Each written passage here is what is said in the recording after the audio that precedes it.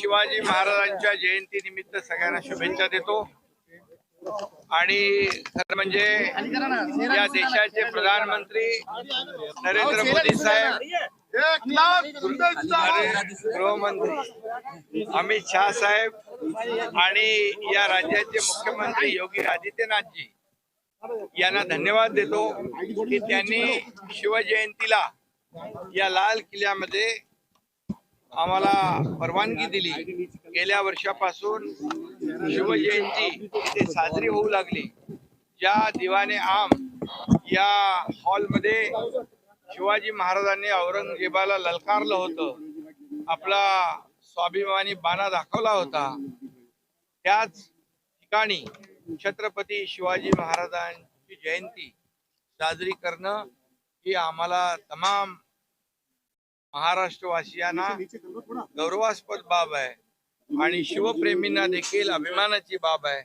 आणि म्हणून मी पुन्हा एकदा आज या ठिकाणी आपले आयोजक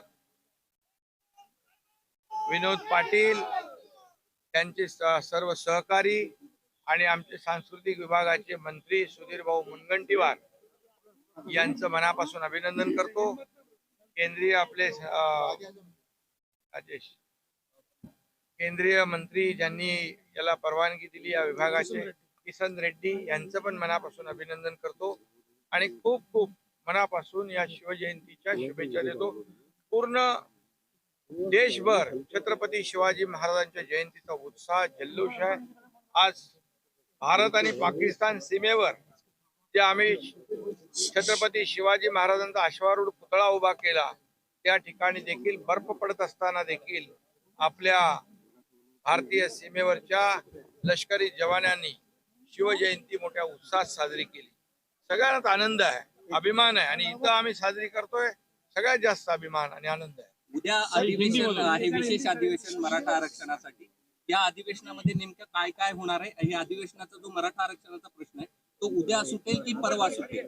नाही, उद्या एक विशेष अधिवेशन आम्ही बोलवलंय। मराठा समाजाला टिकणारं, कायद्याच्या चौकटीत बसणारं आरक्षण देण्यासाठी विशेष अधिवेशन आहे। हे आरक्षण देताना ओबीसी समाज, इतर समाजाचं आरक्षण किंवा त्यांच्यावर कुठलाही अन्याय न करता, त्यांचं आरक्षण कमी न करता, त्याला धक्का न लावता मराठा समाजाला कायद्याच्या चौकटीत आणि टिकणारं आरक्षण देण्यासाठी उद्याचं विशेष अधिवेशन आम्ही बोलावलेलं आहे। पण ते मनोज जरांगे हे ओबीसी आरक्षणातूनच ठाम आहे, त्यांचं असं म्हटलं की हे आरक्षण जरी दिलं तरी ते कायद्याच्या कसोटीमध्ये टिकणार नाही। कुणबी दाखले जे देण्याचं जयश्री शिंदे कमिटी ते काम करते आहे आणि जे नोटिफिकेशन आपण काढलं होतं त्यावर खूप मोठ्या प्रमाणावर सूचना हरकती आलेल्या आहेत, त्याची स्क्रुटिनी होईल त्यानंतर त्याच्यावर। पण उद्या सगळ्यात महत्वाचं जे मराठा आरक्षण रद्द झालेलं आहे,